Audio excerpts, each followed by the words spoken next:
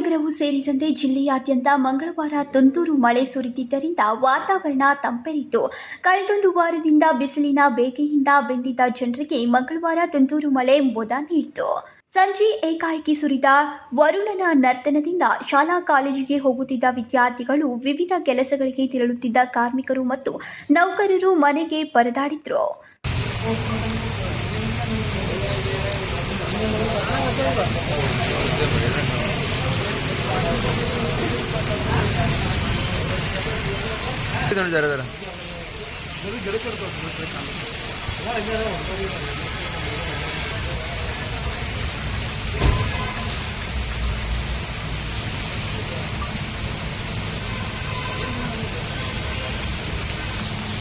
ನಿರ್ವಹಣೆ ಕಾಣದ ಚರಂಡಿಗಳಿಂದಾಗಿ ಮಂಡೋಳಿ ರಸ್ತೆಯ ಭವಾನಿ ನಗರದಲ್ಲಿ ಕೊಳಚೆ ನೀರು ರಸ್ತೆಯ ಮೇಲೆ ಹರಿಯಿತು. ಜಾಧವ್ ನಗರ, ಶಾಹುನಗರ, ಗ್ಯಾಂಗ್ವಾಡಿ, ಶಿವಬಸವನಗರದ ತಗ್ಗು ಪ್ರದೇಶದಲ್ಲಿ ಕೆಲ ಮನೆಗಳಿಗೆ ನೀರು ನುಗ್ಗಿತು.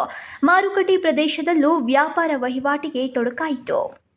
ಸಂಕಲ್ಪ ಶಿಂದೆ, ಕೆಎಂಎಂ ಕನ್ನಡ ನ್ಯೂಸ್, ಬೆಳಗಾವಿ.